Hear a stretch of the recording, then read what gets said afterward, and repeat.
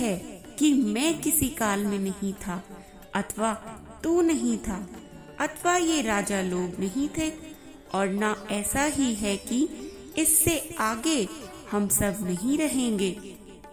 न तु एव अहं जातु न स्म, न त्वं न इमे जनाधिपः, न च एव न भविष्यामः, सर्वे व्यम अतः परम।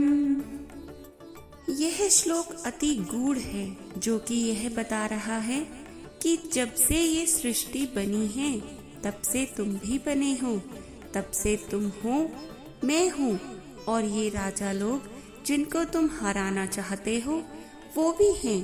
तो फिर संशय किस बात का और दुख किस बात का?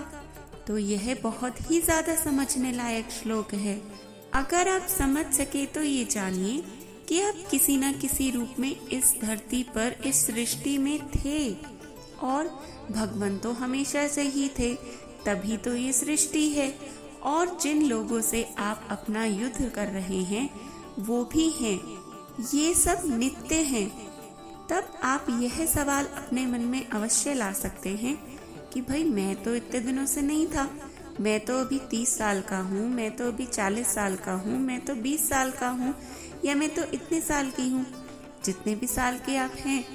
लेकिन क्या है कि आप फिर हैं कौन जो तब से थे, जो सृष्टि थी? तो जो आप हैं वो है क्या, वो है कौन? तो यह एक श्लोक बहुत सारी विविधताओं को खोलता है अगर आप उस दिशा में सोचें, क्योंकि भगवान जी अर्जुन को ये कह रहे हैं कि भाई ना तो तुम कभी खत्म हुए, मेरे खत्म होने का तो प्रश्न ही नहीं है, और ना ही कभी ये राजा लोग खत्म हुए। यही तो कह रहे हैं, तू था का मतलब यही तो हुआ ना कि भाई तू कभी खत्म हुआ ही नहीं। पर क्या अर्जुन की मृत्यु नहीं आई?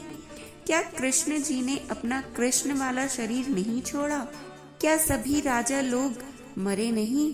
इस युद्ध के पश्चात तो बहुत सारे लोग, बहुत सारे सैनिक मर गए, बहुत सारे बड़े बड़े दिग्गज भी मर गए थे। तो फिर जो नित्य था, जो हमेशा से था, वो कौन है? जो कल भी रहेगा, जो आज भी है, और जो कल भी था। इस श्लोक से दिमाग में इतनी हलचल तो बनती है भाई मेरे, क्योंकि अगर कोई आपको ये कहे कि भाई जब से ये सृष्टि बनी थी तब से आप हो, और जब तक ये सृष्टि है तब तक आप हो, तो आप हो कौन? क्योंकि आपको तो याद ही नहीं कि आप कौन हो। सबसे पहले इसी पर विचार कीजिए कि मैं कौन हूँ। तो चलिए इसका बड़ा सटीक सा उत्तर देने का प्रयास करते हैं।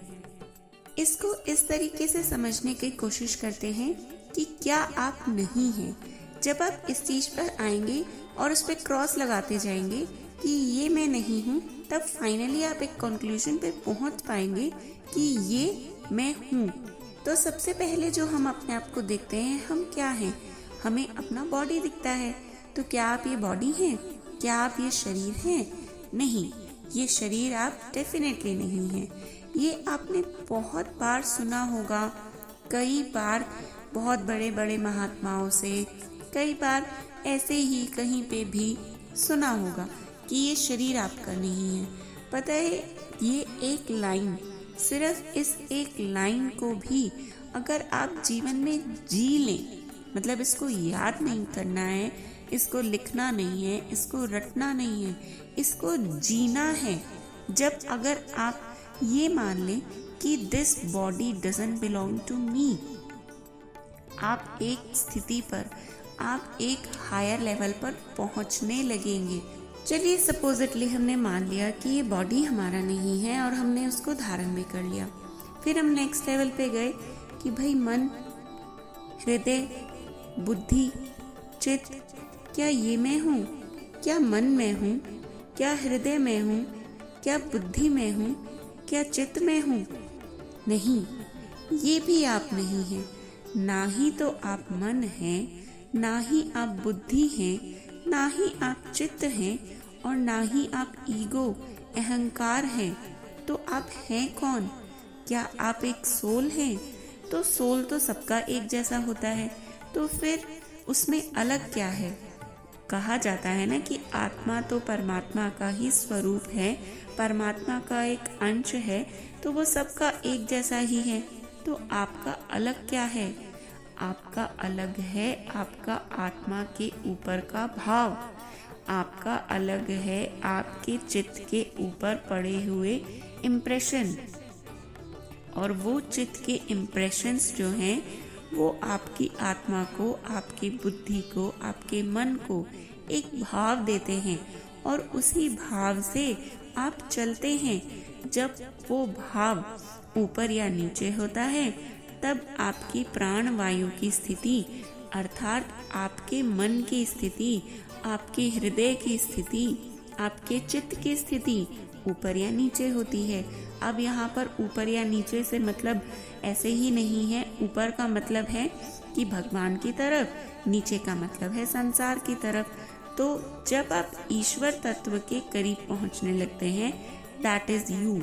सो basically the soul along with its individual भाव, मतलब कि आपकी आत्मा आपके ही एक एकाकी रूप भाव से जो सिर्फ आपका है, जो आपको और सब आत्माओं से अलग करता है, जिसको कि आप कैरी करते हैं, जो आगे के कुछ अध्यायों के बाद भगवान कृष्ण भी बताएंगे कि आत्मा कैसे भावों को कैरी करती है और किस प्रकार से वायु के द्वारा वो भाव आत्मा के साथ जुड़ जाते हैं और वही आप हैं। तो वो आप तो शाश्वत हैं और आपको सिर्फ उन भावों पर ही काम करना है।